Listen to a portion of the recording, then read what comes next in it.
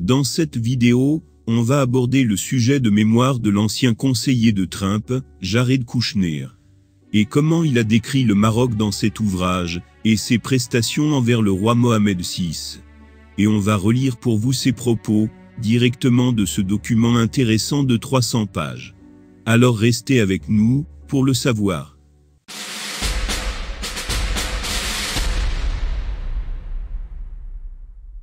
Le conseiller et gendre de l'ancien président américain Donald Trump, Jared Kushner, a publié ses mémoires dans un ouvrage de 300 pages, sous le titre « Briser l'histoire, un mémoire de la Maison Blanche », qui ont révélé certaines transactions qui ont eu lieu à huis clos à la Maison Blanche, notamment des réunions avec des politiciens marocains. Dans son livre, Kushner décrit le Maroc comme un État stable qui protège la sécurité régionale et empêche la croissance des organisations terroristes.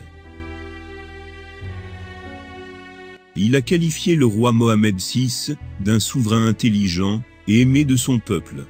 Il a également abordé la question du Sahara, soulignant le sénateur républicain de Jemsinov comme le principal obstacle à la résolution.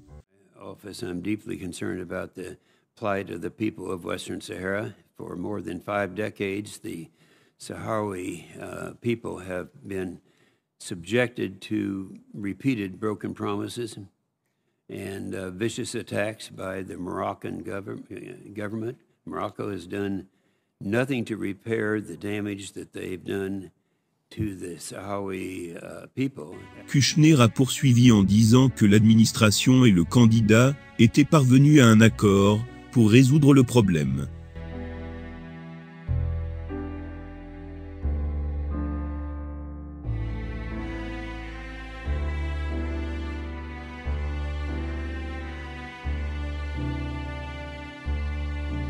Benjamin Netanyahou, le premier ministre israélien de l'époque, voulait une ambassade d'Israël à part entière au Maroc, plutôt qu'un petit bureau de liaison à Rabat.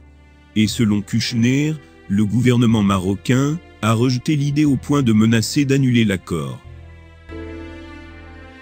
Selon Kushner, l'un des derniers points de désaccord entre Israël et le Maroc a impliqué le sujet de l'ambassade. Tomorrow, we will very proudly advance the Abraham Accords with the first direct commercial flight on El Al from Israel to Morocco. For this breakthrough, I would like to thank my friend, King Mohammed VI, as this will bring about a whole new set of opportunities for Northern Africa and the entire Middle East. Israël voulait que le Maroc en ouvre un, tandis que le Maroc souhaitait entamer la nouvelle relation avec des bureaux de liaison. Le ministre des Affaires étrangères marocain Nassé Bourita était devenu tellement frustré par cette prise de bec qu'il a menacé d'annuler entièrement l'accord. Et je lui ai promis que nous aurions les Israéliens au bon endroit.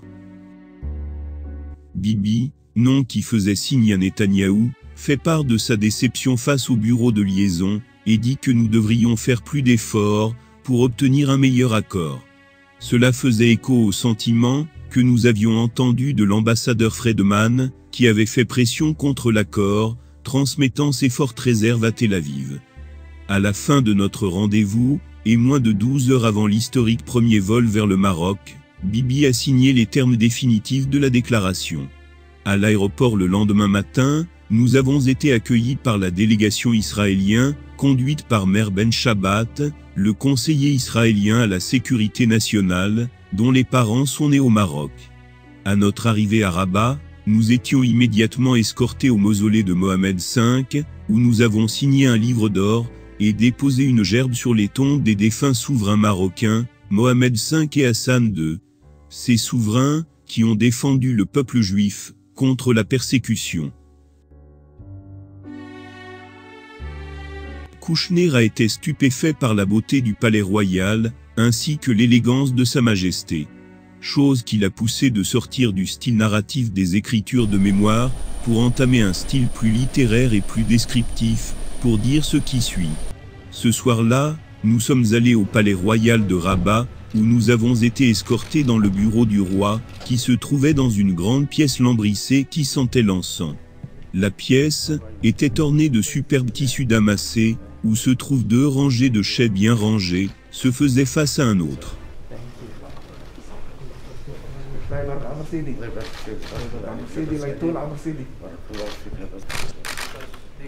Une rangée pour les officiels marocains, et l'autre pour moi, Avi, et Mère Ben Shabbat.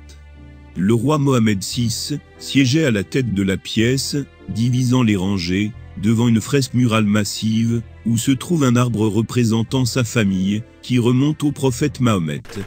Connu pour son goût impeccable, le roi était vêtu d'un costume noir bien coupé, et juste à côté du roi se trouvait son fils, Moulay Al-Hassan. À l'âge du lycée, le prince héritier qui m'avait impressionné lors de notre dîner en 2019. Le roi m'a accueilli aussi chaleureusement que possible, tout en respectant strictement les protocoles du Covid-19. Alors que les caméras capturaient le moment, pour que le monde entier puisse le voir, nous avons signé les 65 documents de déclaration conjointe entre Israël, le Maroc et les États-Unis, afin de rétablir des relations diplomatiques complètes entre le Maroc et Israël. Cette déclaration comprend des vols directs entre les deux pays, en plus de l'ouverture de bureaux de liaison à Rabat et Tel Aviv.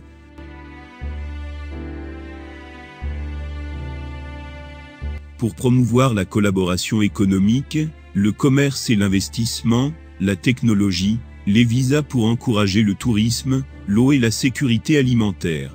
Kouchner a souligné, j'ai fait une pause de quelques secondes, avant d'apposer ma signature, comme représentant des États-Unis. J'avais signé beaucoup de documents dans ma vie des affaires. Par contre, l'action était la même, celle d'appuyer le stylo sur le papier, pour conclure un accord. Mais cette fois, c'était la différence d'importance, qui n'aurait pas pu être aussi spectaculaire. Je savais que cet accord conduirait à des connexions et des activités qui rendraient le monde plus paisible et prospère. Car dans les accords commerciaux, les parties changent de possession, mais dans les accords de paix, les gens changent d'avis. Et après avoir terminé, j'ai remis un cadeau à Sa Majesté, qui n'était rien d'autre que la nouvelle carte officielle du Maroc, qui comprenait le Sahara occidental dans le royaume.